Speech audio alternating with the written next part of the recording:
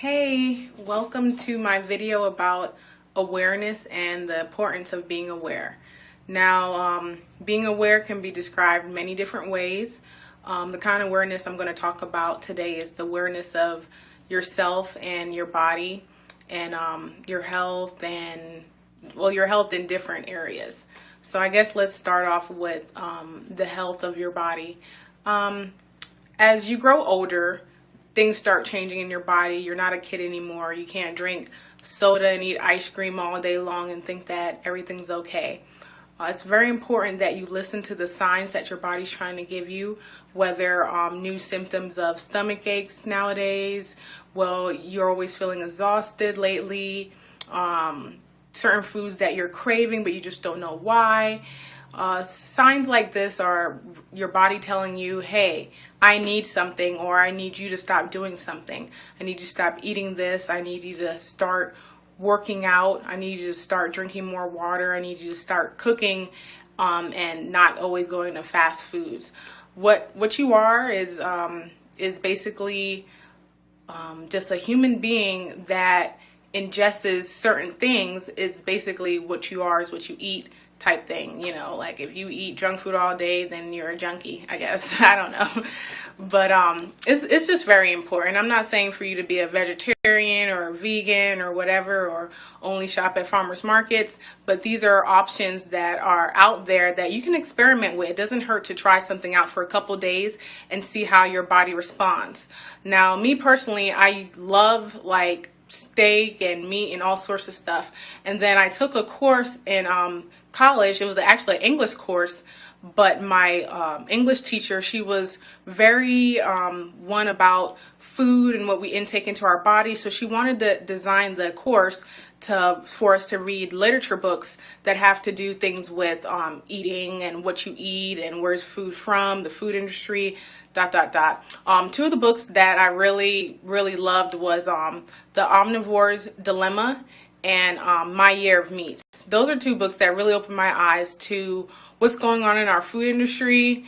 Why is it affecting us? Why are they doing it in the first place? You know, packing up 50 chickens in one little coop and poor things can't even walk.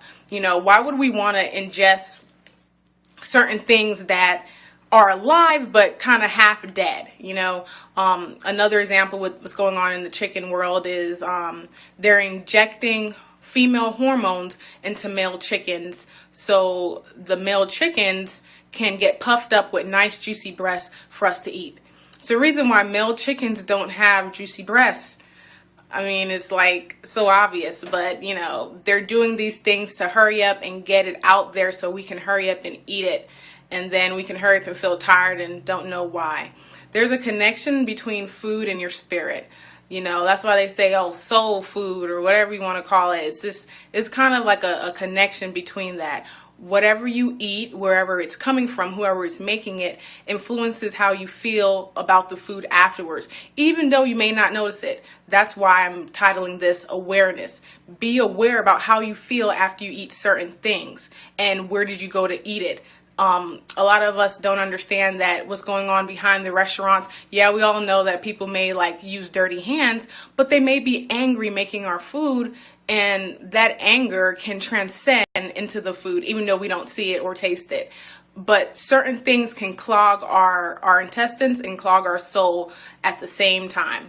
So it's very important for you to start experimenting with things that you haven't tried before, like more vegetables or more water in your diet, less soda or less rice or more pasta. Just mess around. There's so much stuff out there nowadays for you to try. Go to your local farmer's market. Try things that are more organic and free of pesticides. These are things that can help you down the road with your mental state and your physical being also.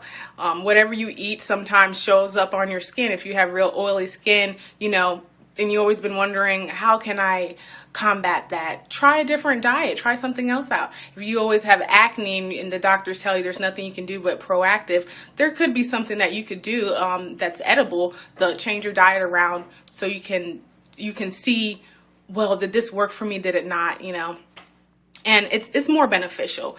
If you don't like to cook, attempt to do a cooking class, attempt to cook more often at home. It's more loving when you cook your own food and you eat it, even if it's a peanut butter and jelly sandwich, but it's just more inviting that way to your body because you prepared it, you put your happiness in it. And it's just better that way. Like when you're always going to fast food restaurants back and forth, living the fast food microwave lifestyle, you yourself become a fast food greasy fry, just zombieing around town, barely making it. So just experiment with food and see what works best for you. Another thing I want to talk about that has to do with awareness is your time. Okay, so time is for no man or woman or child.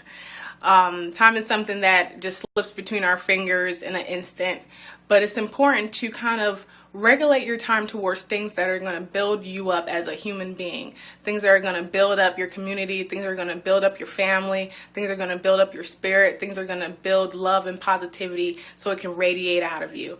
If you spend a lot of time watching TV, spend a lot of time just hanging out with your homeboys or homegirls, spend a lot of time just reading too much, spend a lot of time in the shower too long, it could be something positive, but if you're spending a lot of keyword time, it's important to be aware that you kind of regulate and balance. Everything is done in a balance, a yin and a yang.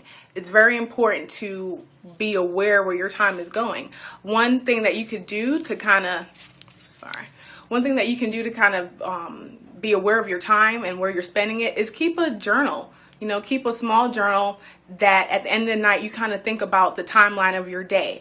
And after the week or even a month, you can look back at that journal and say, whoa, I spent, 80 hours this month watching TV. What did I learn? What kind of TV show was I watching? You know, a lot of the media out there has, even if you have like the nice, cable hookup, there's so much TV shows out there that are really not reality, even though they're saying it, or just full of puff and full of nothing good. It's just back to go with the food. It's just like you're eating this microwave lifestyle food and you're watching this microwave lifestyle TV. Everything's quick and easy. Watching Bad Girls Club, and they had a fight, which they always do every episode. Oh boy, what entertainment. What is that really doing for you as a person? What is that doing for your soul? How do you feel afterwards? Like, yeah, I just seen a fight. She beat her up. Oh yeah. Whoa. That's just building anger and more stress upon yourself that doesn't necessarily even have to be there. There's better ways of entertainment. Pick up a pen and paper and write. What about poetry? What about doing a crossword puzzle? What about calling grandma and asking her about the past? These are things that you can do instead of watching 80 hours of TV. Try to at least cut it down to 60 hours a month, something like that. It doesn't have to be no more TV, but what are you watching? Be aware of what you're watching. Be aware how you feel after, let's say before, during, and after you're watching it. These things influence us in many ways than one that we don't even understand. All the messages that go through the media, including magazines. If you're the type that flip through all those juicy magazines at the grocery store, be careful of those too, because you may just subconsciously interpret the wrong way and then start looking at yourself in the mirror like, oh boy, my skin's wrinkly, oh boy, I'm fat, this, that, and the third. If you're fat, that's one thing, work on it, but don't let something subconsciously make you feel like you're fat, especially if you're not. It's just silly. A lot of things subconsciously get to us that we're not aware about.